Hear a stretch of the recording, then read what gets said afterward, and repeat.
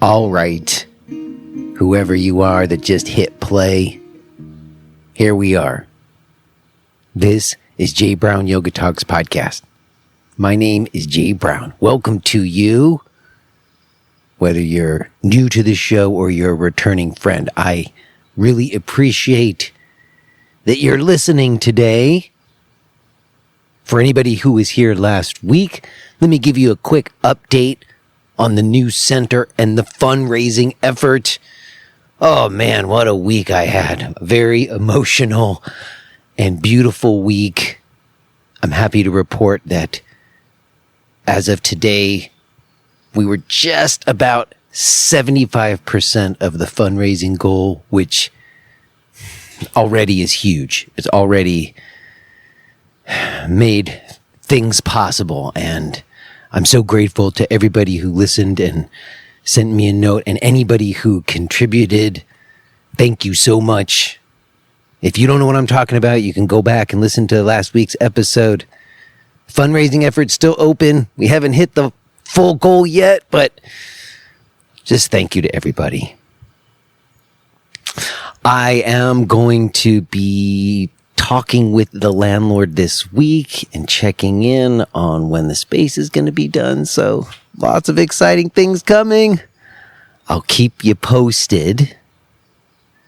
And in many ways, some of the stuff I talked about last week in terms of the trajectory of yoga and where we're at and what some of my motivations are right now, well, it all bears perfect relevance to today's episode, which I recorded at the Berkshire Yoga Festival a few weeks ago.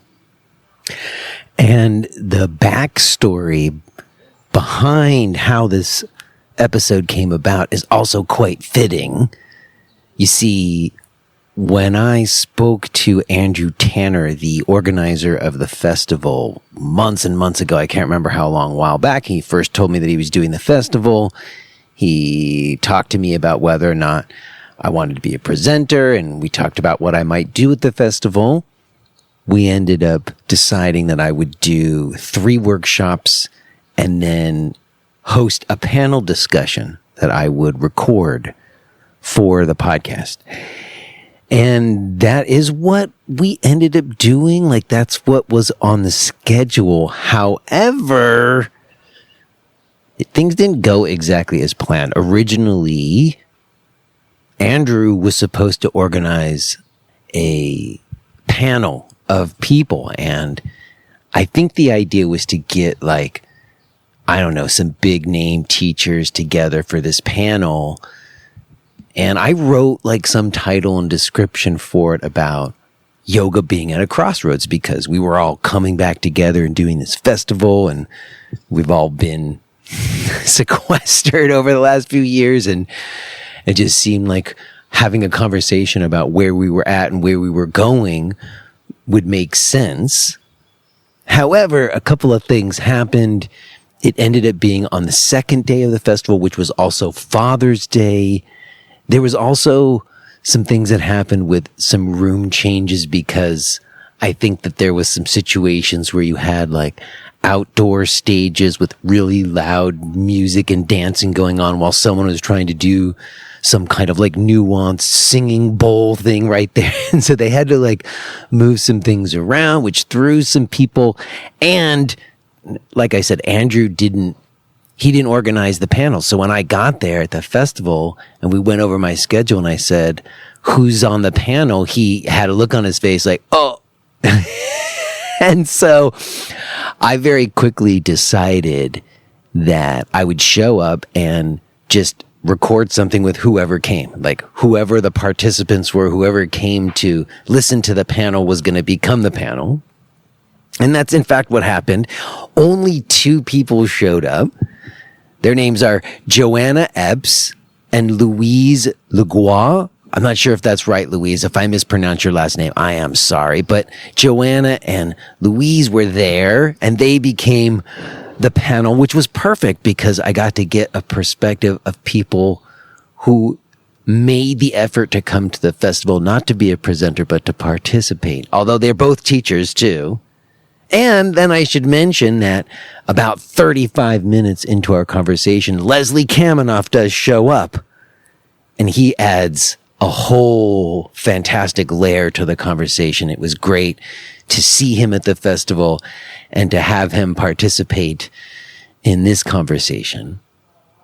And you'll hear we touch on a lot of what I think is going on with folks and some of the questions we're asking. And it was, again, very fitting, given everything that's been going on with me, to have it end up being a very grassroots, heart-to-heart conversation and not like some big public panel discussion with a big audience. That would have had a totally different feel. This really is more what the show is about. So grateful to have met and spoken with Johanna and Louise and Leslie, and it is my pleasure to be sharing it with you today. Real quick before we get to it, let me mention that if you're enjoying what you get from the show and you want to connect with me in other ways, there's lots of opportunities for us to do that. I've got ongoing live classes and discussion group. I've got on-demand videos for practice and workshop and continuing education. And maybe you want to gain access to the full-length archives and become a supporter of the show with a podcast premium subscription. All of the stuff, everything I'm doing can be found at jbrownyoga.com. Okay, y'all, we're going to leave it there. I will touch base with you on the other side, but let's go ahead and get to it. Let's listen to this conversation that I had with Johanna Epps, Louise LeGouis, and Leslie Kaminoff at the Berkshire Yoga Festival in 2024.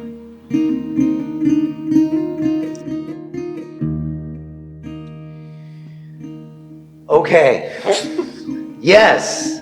Here's the thing. This is an interesting moment that we have. I talked with Andrew, and he invited me to come to the festival. And he said, I want you to teach several workshops, and then I want you to do a panel discussion, because he knows I have a podcast, and so this is stuff that I do all the time. And I said, sure. So he said, what do you want to talk about? Honestly, I came up with some other, more controversial topics even, because I kind of wanted to mix it up back when we talked months ago. And then as time went on, we thought better of that. We thought, let's not bring in anything that might cause kind of adversarial dynamics where people are going to argue or anything. What else might we talk about that would be relevant? And the last time I went to a festival, Andrew and I sat together and talked about the future of the yoga industry. And we were talking, and he was talking about how yoga was a service industry, and we got into this big debate about yoga. And now here we are in 2024, and, I would say the yoga world pre-pandemic, it's been completely decimated. This is one of the few events like this that has happened in years. There's little attempts at people trying to do smaller scale versions of things, but nothing like the circuit that we were on. Some of the heavy hitter teachers here were on the international travel circuit. I started on that in 2017 after I let go of my center. I was always a B-lister. So I was always going through the same venues, but the smaller room, the week after Sean Corn or whatever. But you could see already before the pandemic that there was a real downturn. There's only so many years someone can go to the same center in a row before the student body or that email list has gotten tired, in some way. And so kind of the sustainability of the traveling circuit is in question, Then I was doing my own living room tours where you could just get a small space. I only need 7 people to, make the same amount of money as I was making with 30 people at the center kind of thing. But now in 2024, I just this year decided to try to kind of get back out there a little bit more and organize some gigs. But travel is way harder and more fraught than it used to be. So it's harder than ever to do something like this. And strangely enough, it seems like a lot of people who had sort of written off the idea of like opening a grassroots center, just like, so I was one of those people who are like, it doesn't make sense to have centers anymore. We all need to go back to church basements and, town halls. I think strangely enough, and I've been talking about this on the show, I've been feeling like there's actually a reason for grassroots centers now coming out of the pandemic in a way that there wasn't before. So anyways, I say all of this because there was supposed to be a panel to discuss this, but Andrew dropped the ball and didn't arrange anything. And then in the last minute, they switched the room on everybody. So it's just me and two people who showed up. And so you two are now the panel with me. Call it the random panel. Yes, please introduce yourself. Say your name into the mic. Hi, my name is Johanna. And Johanna, you said you're from North Dakota. I live in Arkansas. Arkansas. And you came to one of my workshops earlier this weekend. Yes, I came to Gentle as the New Advanced. And you decided to come to Yoga at a Crossroads. And you were telling me before we started recording why you were interested in coming to. Can you say something about that again? Why did you think that you were going to come to this panel discussion? I guess because I feel like I'm kind of at a crossroads with my relationship with yoga. I've been struggling with that for a while. So I wanted to hear what other people had to say about it. When you say that you feel like you're at a crossroads, can you be more specific? You mean like what you're teaching and practicing, whether or not you want to teach and practice at all? Like, what do you mean when you say crossroads? Well, I took my first yoga class in like 2001 in Phoenix. And my experience was I went because my boyfriend he went to yoga and he told me I should go. And my experience the very first time was that it was my first experience of myself not thinking. At the end in Shavasana, I was finally like free of thoughts. And I'm sure that had happened before, but I had never been aware of it happening. I'm pretty bad about ruminating and I overthink. And so I felt like my mind was like torturing me for the majority of my life. And the only way that I could get away from it is sleeping. I would try to sleep as much as possible or like drinking or something like that, that's more mind numbing. And that was just the first experience that I had, like I said, of myself not thinking. And so I was instantly like, this is it. And the studio that I went to was amazing, but there was a lot of New Age spirituality intertwined as well. And I didn't really know what that was. I didn't really know like the yoga from the New Age. And I just kind of took everything in because it was great and I felt great. And I was like, I'm in. I just bought everything that they were selling. And I now find that I'm hypermobile. I was always good at yoga, which is maybe, I was saying to somebody yesterday, maybe that's a good thing because I've always been hesitant to do things that I'm not good at because I'm self-conscious. So the fact that I was naturally good at it, maybe that's what kept me there. And maybe mentally, that's been a great thing for me. Like, who knows where my life would have been if I hadn't found this. But I proceeded to lean into that flexibility, not knowing what I was doing myself, and basically felt like I almost tore myself apart. So once I got to a point where I was in pain all the time, and I didn't have insurance because I was a lowly yoga teacher, until like Obamacare came along and I got insurance. Then Me too. That's how I got insurance too. Then I finally got to go to physical therapy, and I learned a lot about like putting my body back together. So that was the first thing. And then all of the documentaries that have come out about like, the gurus and all that? Yeah, is that what right, like Osho. Yeah. Yeah, and all the people that we learned about in teacher training through like... Turned out to be rapists. Exactly. Right. So that was like the second arrow, and then when the pandemic happened, I had friends sending me shit about QAnon, like people that I went to yoga with, and I was like, how did these people, how are they in on this? Like, I don't understand, like, what's the connection there? And then the only thing I could come up with was magical thinking. And so it just made me go, fuck that. Like, I'm going to science. Science is my new best friend. I'm moving away from all of this magical shit because I've come into contact with so many people that could have took me the wrong way as far as like some of these gurus and people who turned out to be bad people. Yeah. I actually went on a retreat with Mark Whitwell. Yeah, and several people I came into contact with. But was that a bad experience for you? No, it wasn't. But I've had several people that I've felt uncomfortable around, and I've felt like, I don't know, and my friends really wanted me to buy into that system or that teacher or whatever. And I was like, skeptical. I'm a skeptic by nature. And people would just tell me that you have to surrender. And so I felt like it was this failing in me that like I was unable to surrender. But then when I found out that all these people actually were bad, I was like, oh my God. You made the right choice not to surrender. Right. But now, and I'm going to get emotional, like now I feel like I've built like a wall around myself because I'm afraid that if I like give into anything that feels very powerful, and that's kind of some of what I've experienced here is like almost trance-like states that like someone would be able to take advantage of me.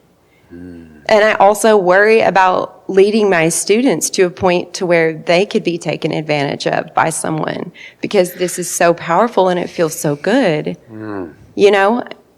So it just, all those things all blend together. Yes. To make me, and plus just being broke. Yes. Yes. Okay, I'm going to shut up now. No, all of that is the crossroads. You really put your finger, your personal example is you are definitely not alone in all the things that you just said in terms of trying to reconcile what we've learned about the gurus who were the yoga masters that were supposed to be these sources. I will say one thing that you said to go back to where you started, which is something I remember someone else said on the show years ago.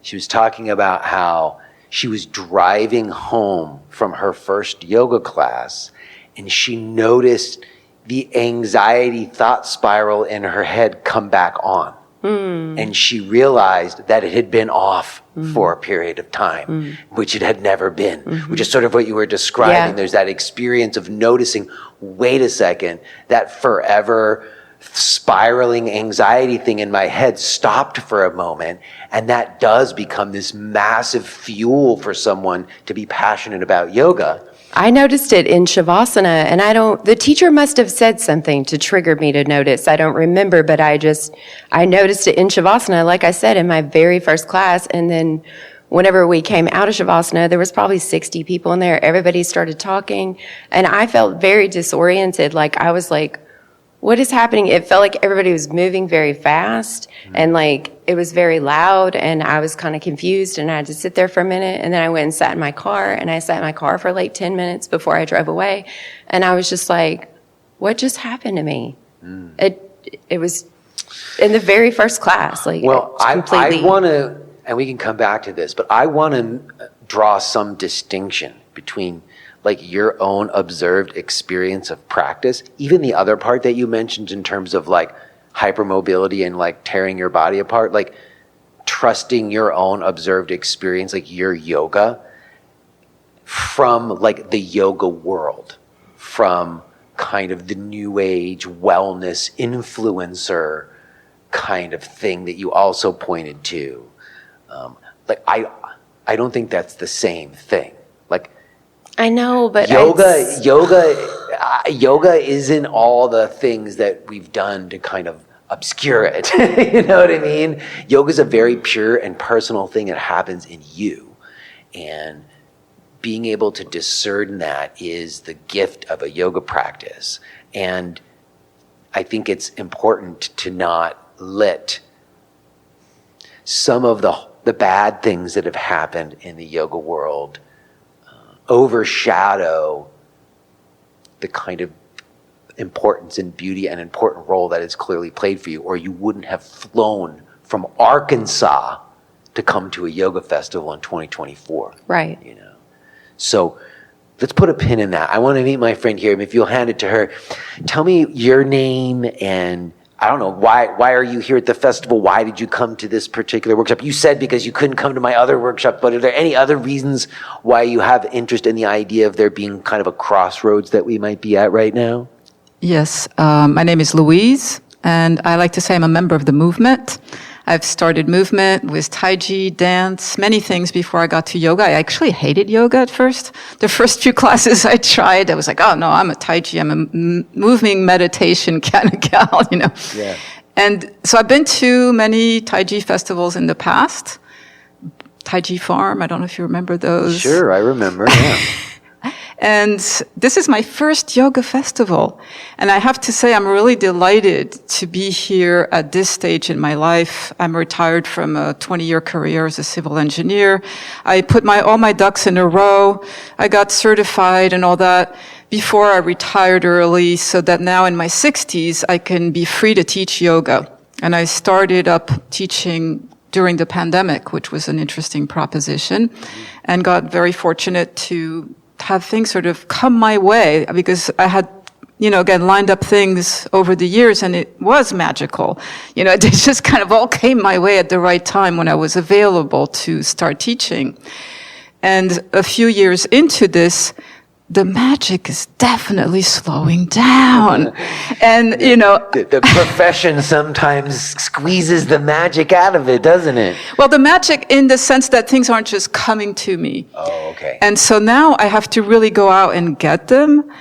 And I have to, reflect on, who am I? Where am I coming in with this offering, with the teaching of the yoga? What do I have special to teach? Or how do I best serve those I want to serve without completely devaluating myself?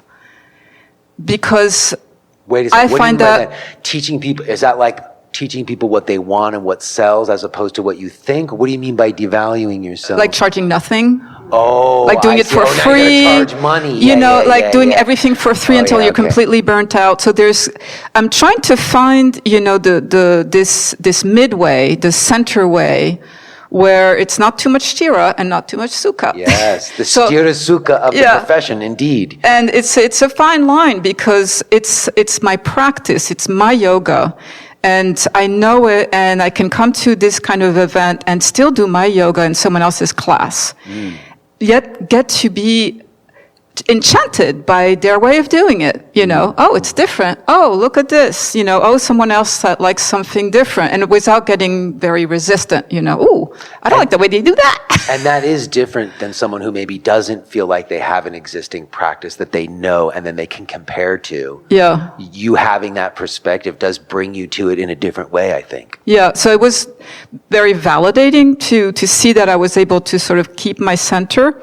But post-pandemic, like most regular bipeds, I've been feeling a lot of struggle with a sense of purpose, a sense of connection. I retired early. I don't have any children. I live in, the boondocks, literally. So it's great to be Zooming right and left. But hey, that's not the same thing as being in connection. No. And so that, for me, is going to be the challenge for the rest of my life, essentially. And so in order to be connected, I also obviously, have to work on that inner being, inner connection, inner central channel, inner all this stuff, so that it can then connect, loop back out. And so one of the things that's been coming very clearly to me is maybe sometimes we have to give things time to get clarity. Yes. So instead of rushing into the next, how do I brand myself? What's my special sauce? And, what's my website going to look like? Social media accounts or whatever. Maybe I need to take, some time to sit more in stillness.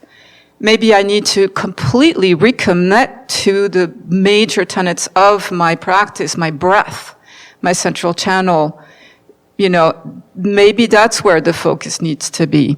And so it's walking that fine line. How do I give? How do I get, and how do I nurture source?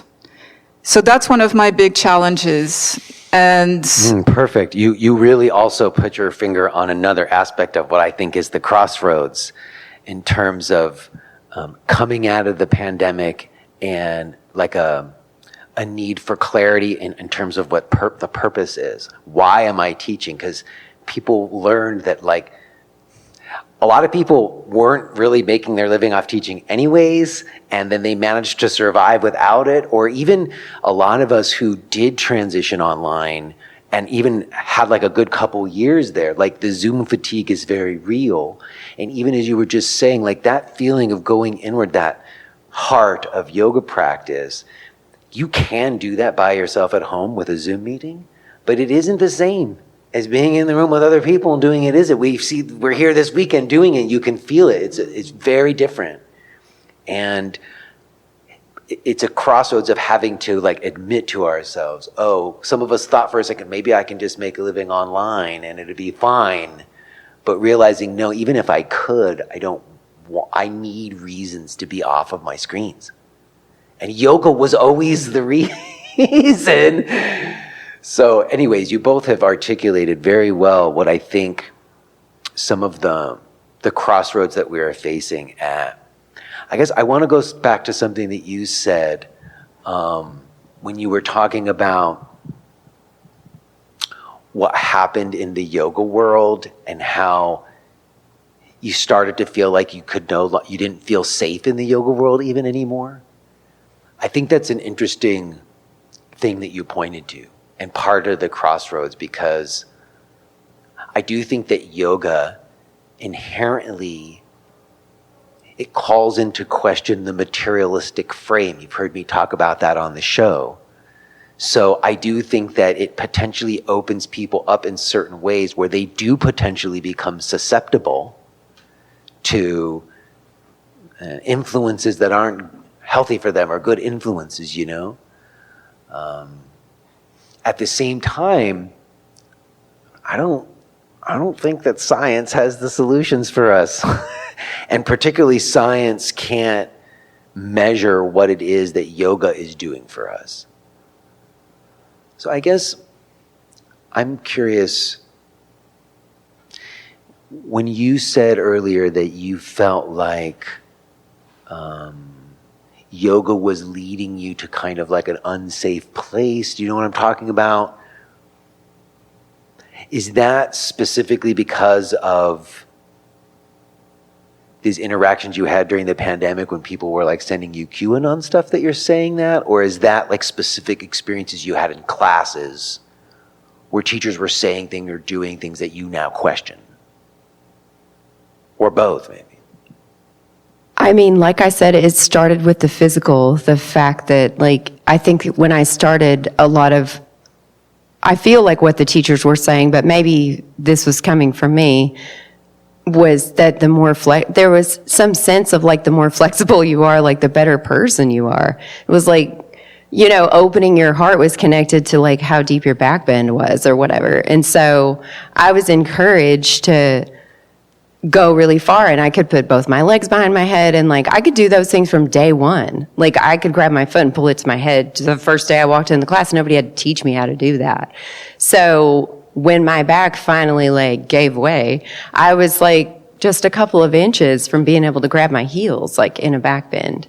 So, and then people pushing on you and stuff like that, like we used to do, and they meant well and stuff like that. I think that everybody that was at my studio, I feel like they all had good intentions and were great people in Phoenix. Mm-hmm.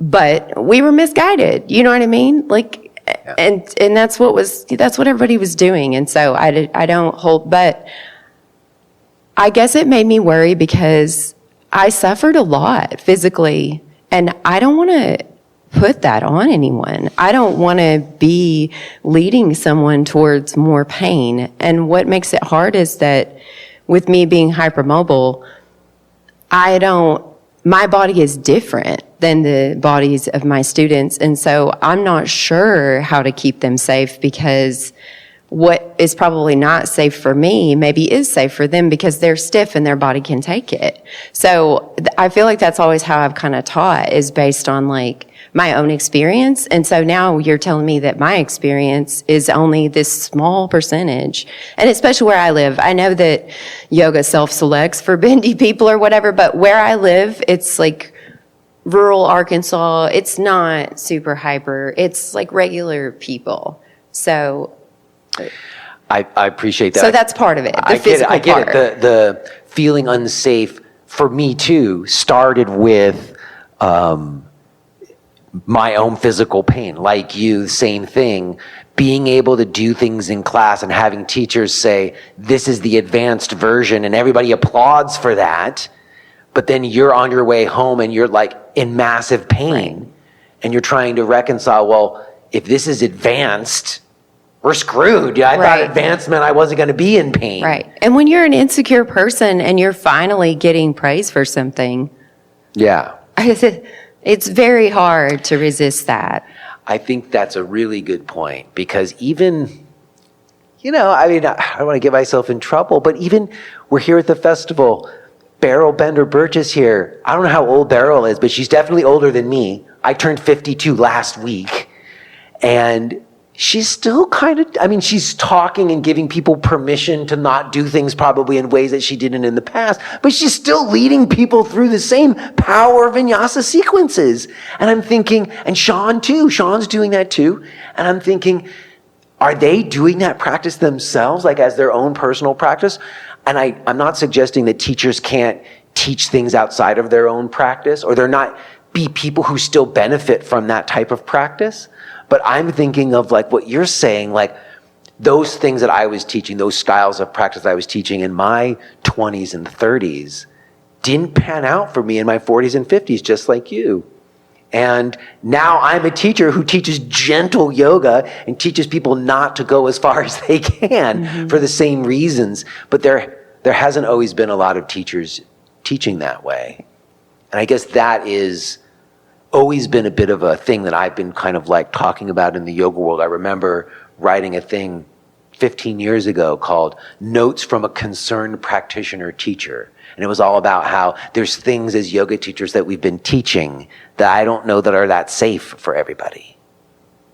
So I will say that, as I mentioned earlier, the larger yoga world took this kind of turn into the mainstream, where the way that people were really able to market what they were doing was with the flash poses. So as I think I said in an earlier workshop, I don't know if it was that you were in, that like all of the most senior teachers, even the ones here, we all have pictures of ourselves with our feet on our head that aren't on our website anymore. They used to be on our website, but they're not anymore. Because I do think that things have had to change over the years. But that turn in the yoga world, like the market of yoga, doesn't really fit with what like the actual on the ground experience of yoga that people have had is. And I think people like yourself, there's some reason why it's still important to you. Because even in discovering that practices that you were doing or things that you were taught were maybe not serving you at a certain point, yoga is still acting as a vehicle for you to figure stuff out. And what other vehicles can we utilize for that? There's not a lot of them out there. There's probably some, but yoga certainly for me has been a way to continue to question, continue to suss it out, and find a deeper understanding of myself. So to your point, I guess that maybe is what wants to be the focus. It's hard when you don't have money in the bank and you got to pay your mortgage. To another point that you made, like having to pay the rent, that really is the dilemma.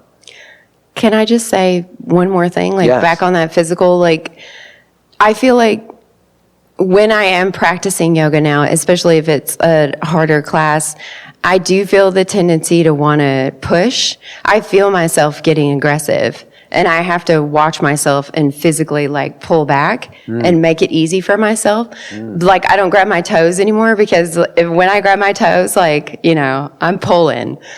And when I back off and when I notice like what is that? Like, why am I doing that? It's insecurity.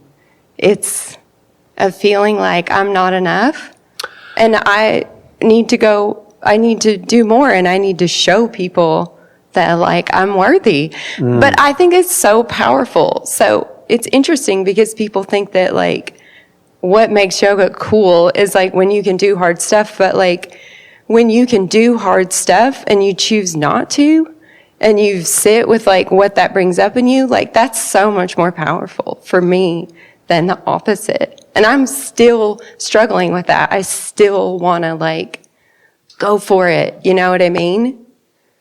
I so appreciate what you just said, because that feeling of like not being enough often, I think, is what's fueling people pushing their bodies in yoga, but we don't always admit that. In the same way that people don't always admit the amount of pain they have that their yoga practice is playing into. But it is, to me, that is a mindset or a philosophical viewpoint that you're shifting. I remember years ago, there was somebody in a training of mine, and I had it as part of the training that if you hadn't explored other types of practice, like other styles, that you needed to go try other types of practice that were different than what you were doing with me, and then let's come have a conversation about what your experience was. And one of the women in the training who had only practiced with me, and I had been teaching her to do what you said, which is not necessarily go to her edge, but to find a steady middle.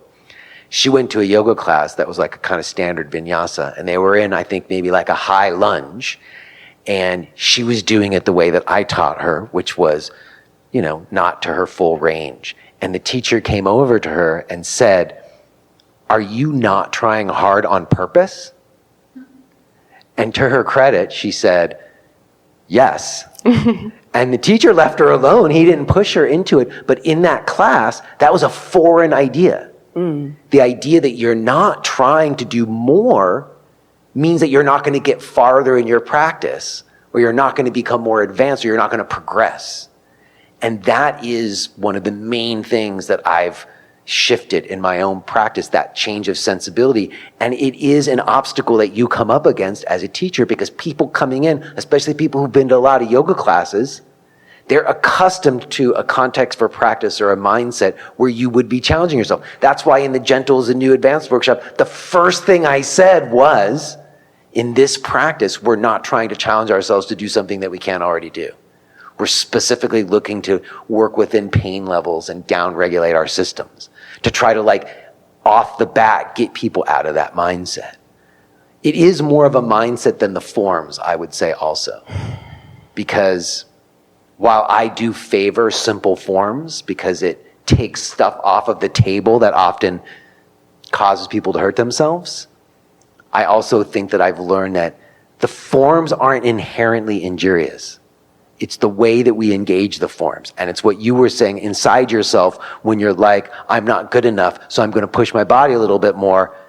That's a surefire way to tweak your system, as opposed to, I'm going to love myself today and not feel a need to push my body hard because I love myself, you know what I mean? Or whatever, how it is in somebody else. But that mindset in practice is the change, you know? And it's especially hard when you're in a class with like other people that are around you doing things that you know that you could do. And then people would look at you and be like, ooh. See, but that's all But you choose stuff, not to. I know, but it's just like, I know, and I guess the only kind of criticism I'm putting out there is that yoga classes often give a lot of lip service to what we're talking about. But the actuality of the class is such that it's actually a challenge for you to kind of hold that ground. And I still think that even this weekend being here at the festival, I can still feel that. Like, I won't mention this person by name, but they taught like a workshop here this weekend. And when this person saw me, we had a conversation about it, the topic that she was teaching about. And I almost felt like she was like a little bit embarrassed that she was still teaching that topic. Because I'm sure there's all kinds of other things that she's also doing as a teacher. But it's what people wanted. You know, it was full and people were super happy and it was an amazing workshop. I'm not saying it's not, but what people want and what she gave them, because she was serving the students, as you were saying, isn't necessarily what she thinks is most important right now, you know?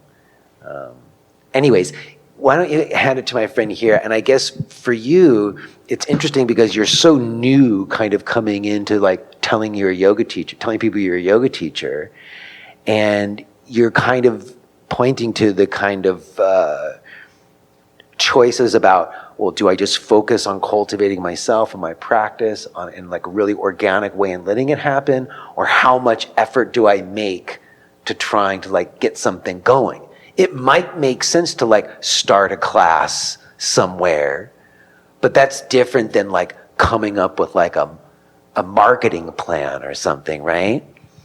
Do you have like local yoga centers right where you live? You said you live in the boondocks. No, not quite. I live at the north end of the Pioneer Valley. Okay. So we do have some extraordinary yoga studios that are still open, like Karuna Yoga in Northampton and Community Yoga and Wellness Center in Greenfield, where I teach. I also am the kind of person who'll teach in church basements and senior centers and at the Y, you know, so I do a lot of different things. I do also teach online. And I had the great good fortune of coming to yoga immediately into the embodied yoga tradition and Vinaya Yoga. Okay. Later in my life, also in my 40s, after lots of other movement practices. So I never got tempted to do, you know, the non-santosha thing where you're looking at what the other person is doing on their mat over there.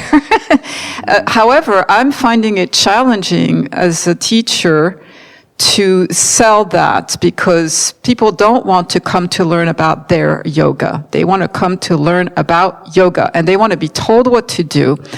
And it's very intimidating for lots of us to turn inwards and really listen and come up with what's right for me in any given moment. They prefer to be told where to put their leg and their foot and their toe and their, you know. So my latest thought is there has to be a proprioception pathway to the interoception of yoga. Ooh, I like that. There's an intermediary Yes. step.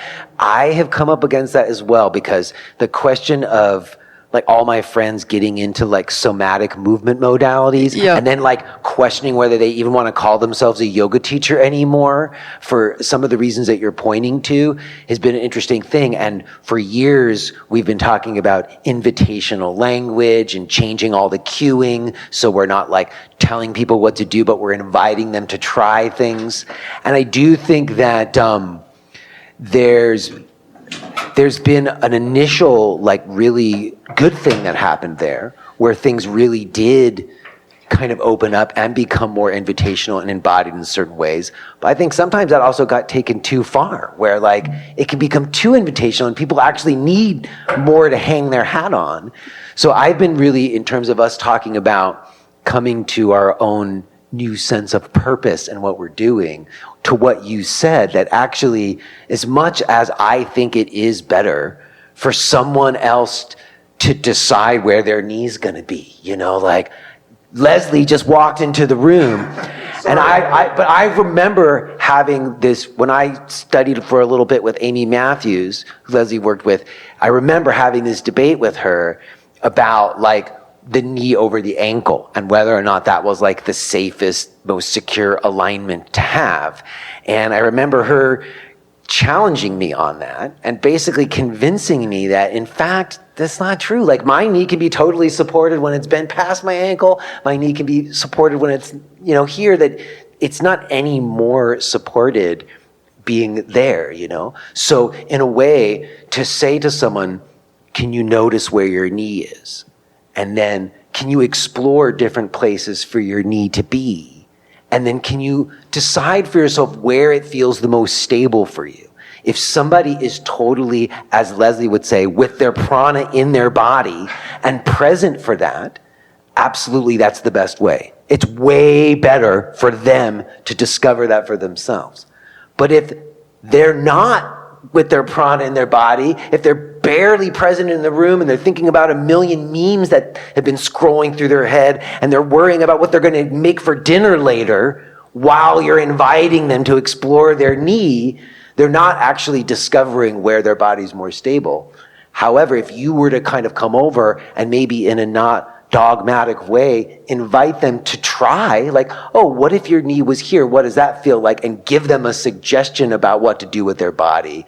That might actually bring their attention into what they're doing, which is the argument that Iyengar people have been making for years, that the attention to alignment detail is a way of bringing attention to what they're doing. Yeah. I think there's a case to be made for that, although bringing attention to what you're doing with there being an idea of one right alignment or one optimal alignment totally defeats the purpose. Or giving a bullshit anatomical reason why it shouldn't be so. Yes, that's right. So I think it starts with a deep reverence for the body. And we live in a massively disembodied age.